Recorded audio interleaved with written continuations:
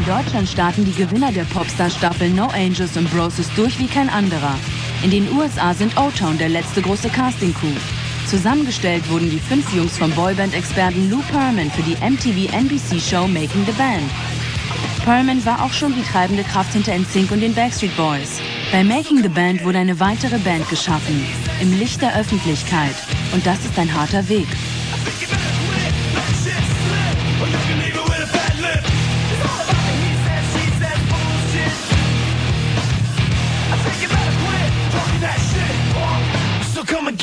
I heard through me and my best friend, he actually worked at the college, the school I was going to, and he worked for the school paper, so he was always on the internet and stuff, and he saw on the internet that they were searching for this new group, blah, blah, blah, that Lou was going to go around looking for them, and he told me about it, and me and him were just like, hey, let's do it just for fun. What's your name?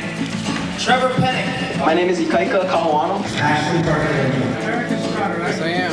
Jacob Underwood. A friend of my dad's brought it up in conversation, kind of like, you should go try out with this. And some of my friends overheard the audition thing. They looked on the internet and found it and actually filled the forms out for me and sent them in. And I got a call back for this. And I wasn't really sure if I wanted to go for it or not, but I was trying to get signed. So I was like, oh, I'll go and at least meet some people and get addresses to send some stuff. And try it out. And like Trevor, it just kept snowballing. And now I'm here. Aus über 2000 Teilnehmern wurden 8 Finalkandidaten ausgewählt.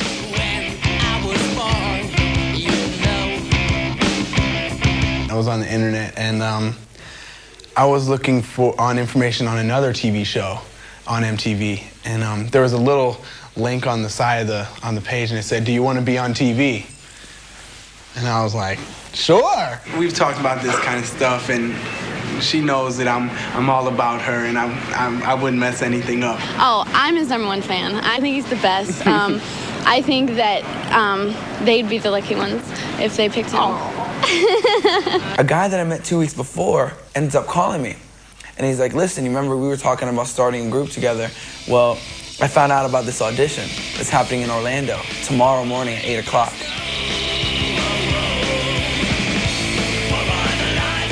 Die Jury setzte sich aus Lou Pearlmans Casting-Profis und den Fernsehmachern zusammen. I actually borrowed $800 to fly to Las Vegas because I wasn't anywhere near an audition city. I grew up in California, but I grew up way far away from California, from Los Angeles is where these guys auditioned in. And I flew to Las Vegas and got picked to be part of the 25, and then pretty much moved to Orlando, and the rest is all on tape. I keep a picture on my wall, photographs and picture boxes. Actually, for me, the first audition in LA was probably the most nerve-wracking for me, just because Los Angeles is like the place, you know, like the talent capital of the world, like for singers and stuff. And I know it ain't right, and I know it's still a fight, but I like it so much riding with you, baby. 200 people showed up in LA, and they picked myself and they picked Jacob.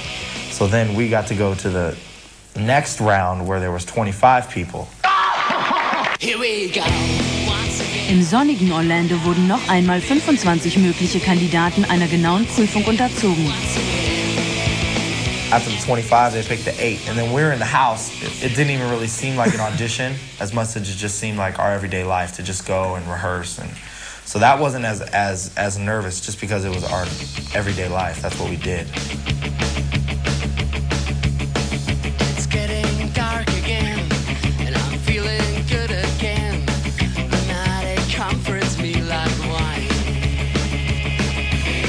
I didn't even know it was going to be a TV show. They had cameras all around that were watching the whole time, and after they'd talk to you, but I thought it was for the news. Because nobody ever talked to them, nobody ever said what they were for, and I knew that there were some news stations covering the audition, so we just figured it was news stations. And then we got into the house for the 8, and everything kind of came together. We realized it was for television, and yeah, it just kept going. In a few moments, I will have the envelope, and I'm going to read to you the 8 guys And it's something that's really hard for me to stand here and get an envelope and read off 8 names and to tell you that the other guys have to go home at the moment. My reaction when I heard it was going to be a television show, I was kind of iffy because I never really wanted to be involved in TV. Zu den 8 überwachten Hausbewohnern gehörte Dan Miller damals nicht. Erst später, als Ikaika die Band verließ, rückte er in den Boyband-Kader nach.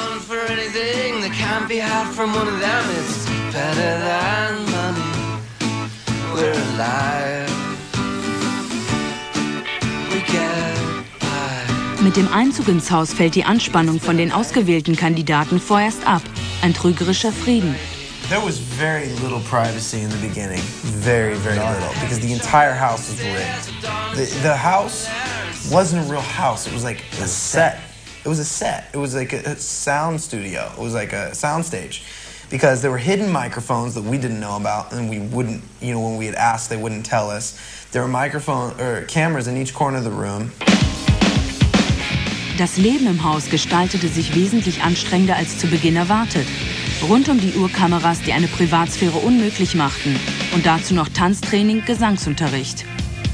There's a whole separate section of the house that the camera crew lived in and watched us on monitors like we were like animals in like cages almost. Like a research. It was really weird to get used to. They would come in the bathroom and, like at that point in time I didn't really feel like I could say no.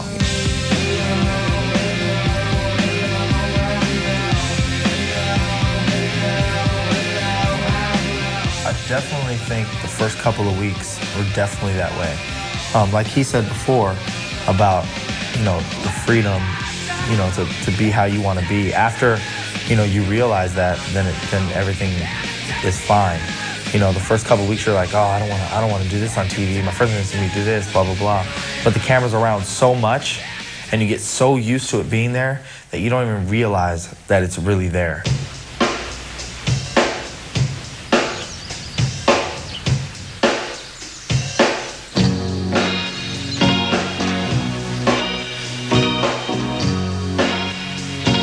Don't use all the hot water! Whenever we're gonna leave or we're gonna go to bed, there's this extra phone that when you picked it up, it connected to that separate room to talk to them.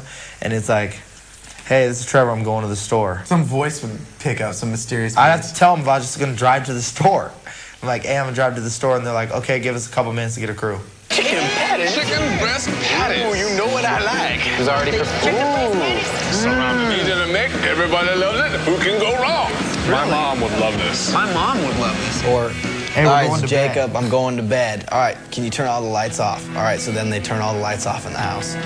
Otherwise, all lights are on. So yeah, there's things that, the complete loss of control for the first season.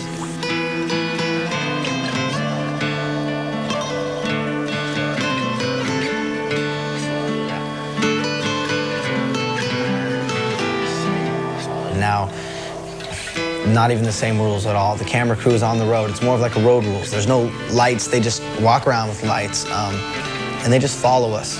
It's not the sound stage. It's not the mics. It's not any of that anymore. Oh, I want one of these ice creams. Do you have any money? No. I don't even have my wallet. Here's $1 for you. Here's $1 for you. Here's $1 for you. We didn't see any of Orlando until after. We could never go anywhere. We could, but we never did. It just seemed, them, dude. This is an interview. Sorry, I know. It's better to conversate. It just seemed like we never went anywhere. We never went out or anything. It seemed like they had us. We were just in these walls. We were in their world. We were in their world. Schnell merkten die Teilnehmer, dass ihr Privatleben immer mehr unter der ständigen Kameraüberwachung litt. You get sick of the cameras, period. Get away! That's what you end up saying, but, it's those times where you want them to get away that they need to be there. Because that's the time that they want to put on TV. Those times where you're talking to your girlfriend and you're crying on the phone. Times where you're tired and cranky and everyone's getting pissed at you because you're cranky and tired. All those times, you rather them not be there. They need to be there because that's what makes good TV. I didn't finish! Stop and let me finish what I'm saying. I let you finish every time. You learn a lot about yourself from having yourself taped 24/7. You learn a lot about who you are as a person and, you know, how you've developed. And then you realize, more importantly, how you affect others with the way you act. I woke everybody up at 8:30. Before 8, it was 8:20, and said we have to be ready by 9. Kaika's like, yeah, no problem. He's in the shower at 9:03. Ash? Yeah? Ashley! Bro. Didn't you just do your hair? Yeah, I was in there doing my hair, dude. I didn't know anything was doing anything special. Kaika was in the shower. We all have to be out here by 9 o'clock to warm up. And dude, I already went through Baby I Would once. By myself. I know you did, but we have to warm up together.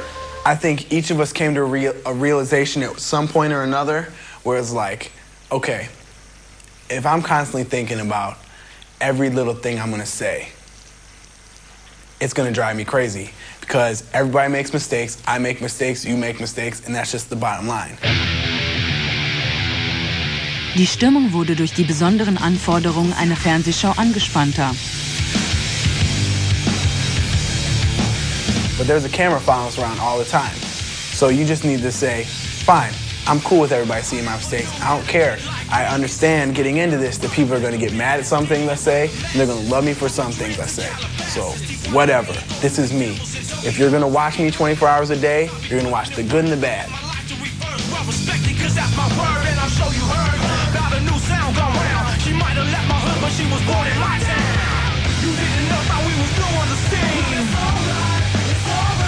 Well, we weren't famous at all. You know, we would go into the store or we'd be in a restaurant. We'd have these cameras around us and these lights, and people would be like, you know, people would be wondering who we were. Nobody knew who we were. We were nobodies. We hadn't been on TV yet. They were still filming it.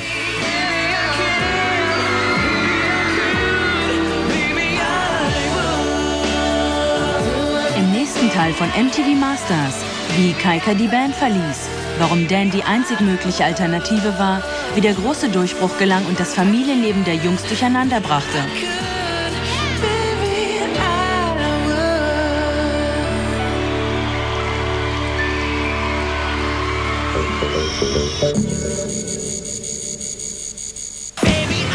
Kaum war die Band komplett und ins Haus eingezogen, zeigten sich erste Probleme.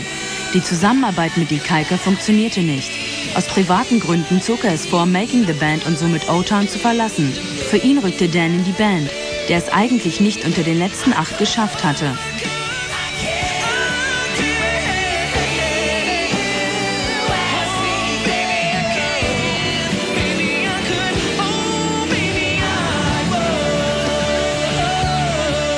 It's really weird because honestly, if it was our decision as a band, we knew from the beginning that the 4 of us, Trevor, Jacob, Ashley, and myself, had an immediate bond with each other. We knew that we were meant to be together just by the way we kind of met each other along the way in the audition. I cannot be here any longer. I'm officially not going to be here. I just wanted to tell you guys that. Kaika's heart wasn't in it, and he didn't vibe with the 4 of us, and we knew that from the beginning. But you got to remember, O-Town was formulated not only to create a band, but beyond anything, to create a television show. And Kaika supplied a lot of drama for that television show. I thought we were going to go out of time. But he didn't know. But there was a plan here, and the appointment was with me to be here at 4 o'clock. Okay. Thank you. Okay, come on back.